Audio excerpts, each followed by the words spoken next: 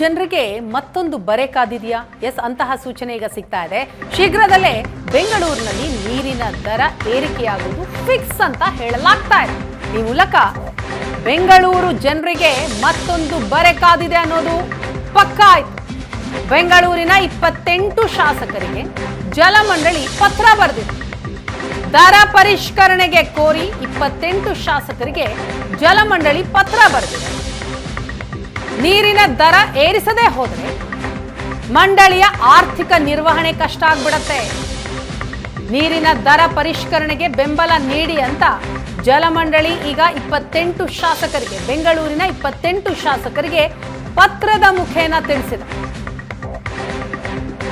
DK Shivakumar ನೇತೃತ್ವದ ಸಭೆಗೆ ಬೆಂಗಳೂರು ಶಾಸಕರಿಗೆ ಆಹ್ವಾನ ನೀಡಲಾಗಿದೆ. ಜಲಮಂಡಳಿಯ ಅಧ್ಯಕ್ಷ ಡಾಕ್ಟರ್ ರಾಮ್ ಪ್ರಸಾದ್ರಿಂದ ಪತ್ರ ಬಂದಿರೋದು ಬೆಂಗಳೂರು ಜಲಮಂಡಳಿಯ ಆರ್ಥಿಕ ಸ್ಥಿತಿಯ ಬಗ್ಗೆ. ಆ ಪತ್ರದಲ್ಲೂ ಕೂಡ ಉಲ್ಲೇಖ ಇದೆ. ಜೊತೆಗೆ ಚರ್ಚೆಯನ್ನು ಕೂಡ ಮಾಡಬೇಕು ಅಂತ ಹೇಳಲಾಗಿದೆ. ಕಾವೇರಿ ನೀರಿನ ದರ ಏರಿಕೆ ಅನಿವಾರ್ಯ ಆಗಿದೆ. ಹಾಗಾದ್ರೆ ಯಾಕೆ ಅನಿವಾರ್ಯ? 10 ವರ್ಷದಿಂದ ಕಾವೇರಿ ನೀರಿನ ದರ ಏರಿಕೆನೇ ಆಗಿಲ್ವಂತೆ.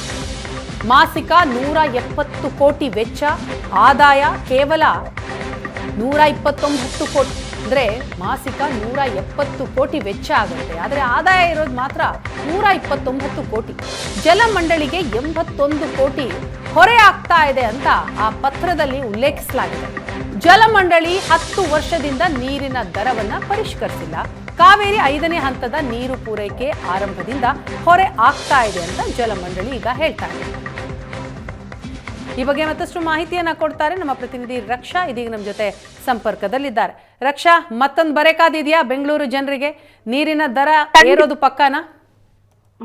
ಖಂಡಿತ. ಇಲ್ಲಿನ ಒಂದು ಡೆವಲಪ್ಮೆಂಟ್ ಗಳನ್ನ ನೋಡ್ತಾ ಇದ್ರೆ, ಜಲಮಂಡಳಿ ತೋರಿಸಿರುವಂತಹ ಉತ್ಸಾಹವನ್ನ ನೋಡ್ತಾ ಇದ್ರೆ, ಸಭೆಗಳ ಮಾಡ್ತಿರುವಂತಹ ರೀತಿಯನ್ನ ನೋಡ್ತಾ ಇದ್ರೆ, ಖಂಡಿತ ಬೆಂಗಳೂರಿನ ಜನಕ್ಕೆ ಮತ್ತೊಂದು ಬರೆ ಕಾದಿದ್ದೇನೆ ಅನ್ಸುತ್ತೆ. ಅದರಲ್ಲೂ ಕೂಡ ದರ ಏರಿಕೆಯ ಬರೆ ಅಂತಾನೆ ಹೇಳ್ಬೋದು.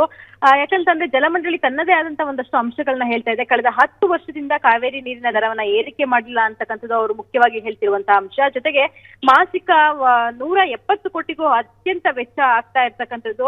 ಆದಾಯ ಕೇವಲ 129 ಕೋಟಿ ಇದೆ. ಹಾಗೆ ಪ್ರತಿ ತಿಂಗಳು ಜಲಮಂಡಳಿಗೆ 81 ಕೋಟಿಯಷ್ಟು ನಷ್ಟ ಆಗ್ತಾ ಇದೆ. ಇದೇ ರೀತಿಯಾಗಿ ಹೋದ್ರೆ ನಿರ್ವಹಣೆ ಆಗಿರ್ಬೋದು, ಹಾಗೆ ಸಿಬ್ಬಂದಿಗಳ ಖರ್ಚು ವೆಚ್ಚ ಆಗಿರ್ಬೋದು, ಹಾಗೆ ಮುಂದಿನ ಹಂತಗಳಲ್ಲಿ ಕಾವೇರಿಯ ಯೋಜನೆಗಳಿಗೆ ನಾವು ಯಾವುದೇ ರೀತಿಯಾದಂತಹ ಯೋಜನೆಗಳಿಗೆ ಹಣ ಕೊಡ್ಲಿಕ್ಕೆ ಸಾಧ್ಯ ಆಗೋದಿಲ್ಲ ಅನ್ನುವಂತಹ ಅಂಶಗಳನ್ನ ಜಲಮಂಡಳಿ ಹೇಳ್ತಾ ಇದೆ. ಜೊತೆಗೆ ಈ ಬಗ್ಗೆ ಚರ್ಚೆಯನ್ನ ನಡೆಸಲಿಕ್ಕೆ ಮೊದಲನೇದಾಗಿ ಎಲ್ಲರನ್ನೂ ಕೂಡ ಕಾನ್ಫಿಡೆನ್ಸ್ಗೆ ತಗೊಳ್ಳೋದಿಕ್ಕೆ ಅಂತಾನೆ ಒಂದು ಸಭೆ ಅನ್ನೋ ರೀತಿನಲ್ಲಿ ಇದೆ. ಜಲಮಂಡಳಿಯ ಅಧಿಕಾರಿಗಳು ಇವಾಗ ಪತ್ರವನ್ನ ಬರೆದಿದ್ದಾರೆ. ಬೆಂಗಳೂರಿನ 28 ಶಾಸಕರಿಗೂ ಕೂಡ ಸಭೆಗೆ ಆಹ್ವಾನವನ್ನ ಮಾಡಿದ್ದಾರೆ.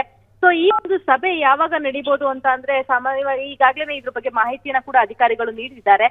ಅವರ ಪ್ರಕಾರವಾಗಿ ಬೆಳಗಾವಿ ಅಧಿವೇಶನದ ಸಮಯದಲ್ಲಿ ಆ ಸಮಯಾವಕಾಶವನ್ನ ಮಾಡಿಕೊಂಡು 28 ಶಾಸಕರ ಜೊತೆಗೆ ಒಂದು ಸಭೆಯನ್ನ ಮಾಡ್ಬೇಕು ಅನ್ನುವಂತಹ ಒಂದು ಯೋಜನೆಯನ್ನ ಕೂಡ ಈಗಾಗಲೇ ಸಿದ್ಧತೆಯನ್ನ ಮಾಡ್ಕೊಂಡಿರ್ತಕ್ಕಂಥದ್ದು. ಈ ಸಭೆಯನ್ನ ಬೆಂಗಳೂರು ಉಸ್ತುವಾರಿ ಸಚಿವರಾಗಿರುವಂತಹ ಡಿಕೆ ಶಿವಕುಮಾರ್ ಅವರ ನೇತೃತ್ವದಲ್ಲಿ ಮಾಡಲಾಗುತ್ತೆ ಅಂತಕ್ಕಂಥದ್ದು. ಈ ಎಲ್ಲ ಬೆಳವಣಿಗೆಗಳನ್ನ ನೋಡ್ತಾ ಇದ್ರೆ ಸದ್ಯದಲ್ಲೇನೆ ಬೆಂಗಳೂರಿಗರಿಗೆ ಕಾವೇರಿ ನೀರಿನ ದರ ಏರಿಕೆ ಖಂಡಿತವಾಗ್ಲೂ ಆಗುತ್ತೆ ಅಂತ ಅನ್ಸುತ್ತೆ.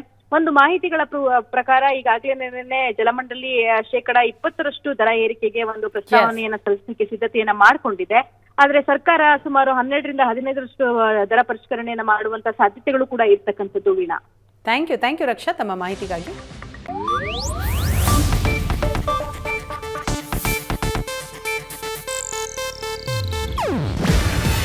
ಇದು ಏಷ್ಯಾನೆಟ್ ನ್ಯೂಸ್ ನೆಟ್ವರ್ಕ್ ಪ್ರಸ್ತುತಿ. ನೀವು ನೋಡ್ತಿದ್ದೀರಾ ಏಷ್ಯಾನೆಟ್ ಸುವರ್ಣ ನ್ಯೂಸ್.